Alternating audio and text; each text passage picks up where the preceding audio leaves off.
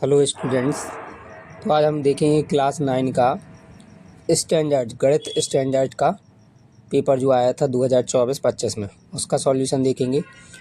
ये है क्लास 9 है, स्टैंडर्ड गणित था। जो उसमें पहला क्वेश्चन क्या था, निम्नलिखित में से परिमेय संख्या है। तो निम्नलिखित में से कौन सी परिमेय संख्या है, तो √16, क्योंकि √16 का अपन इसमें से ये किसका वर्ग होता है, 4 का वर्ग होता है 16, तो इसमें से निकल आएगा 4 बाहर। इसका मतलब 4 क्या है, परिमेय संख्या है। कौन सा, डी नंबर का ऑप्शन सही है। 9 की घात क्या लिखा है, 3/2। 9 की पावर 3/2 का मान होगा, कितना हो जाएगा, ए नंबर का 27। x+3 का गुणनफल, मतलब a+b का होल वर्ग वाली शर्त समीकरण लगी थी, जिसका आंसर आ जाएगा पहला।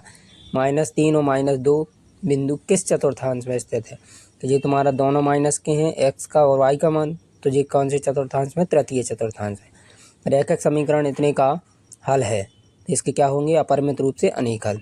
किसी चतुर्भुज में उसके चारों अंतःकोणों का योग, तो चारों अंतःकोणों का योग कितना होता है, 360। अगला देखेंगे हम खालिस्तान। तो 100 की घात 0 का मान क्या होता है, 1 होता है। x+y का मान क्या होगा, x का वर्ग माइनस y का वर्ग।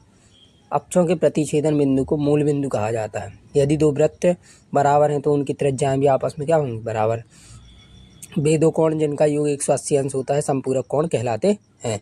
अर्धवृत्त का बना कोण 90 अंश या समकोण होता है। निम्नलिखित में सत्य या असत्य बताना था। तो एक घात वाले बहुपद को रैखिक बहुपद कहा जाता है, सत्य है। मूल बिंदु के निर्देशांक 0 0 होते हैं, सत्य है। दो भिन्न बिंदुओं से होकर जाने वाली असंख्य रेखाएं होती हैं, ये क्या है, असत्य। दो भिन्न बिंदुओं से केवल एक रेखा जाती है। समचतुर्भुज के विकर्ण परस्पर समकोण पर समद्विभाजित करते हैं, सत्य है।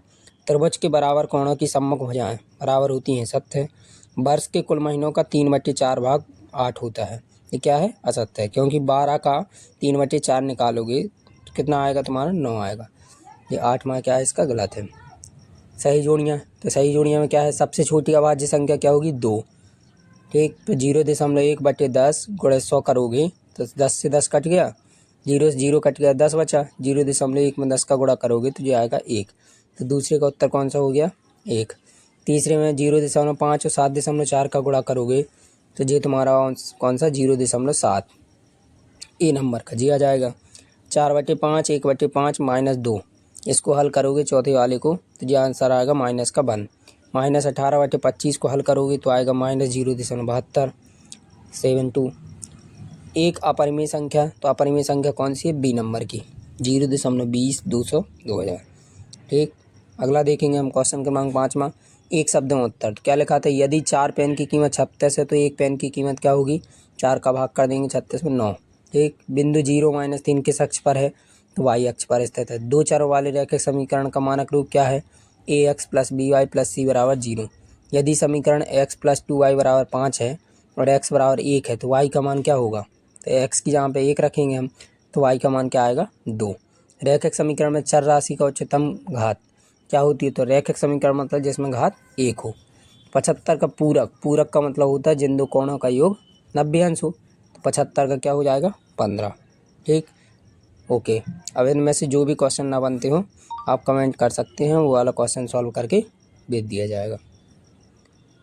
ये पूरा पेपर है, इसको ज़रूर लगाएं, वार्षिक परीक्षा में भी इससे बहुत हेल्प मिलेगी।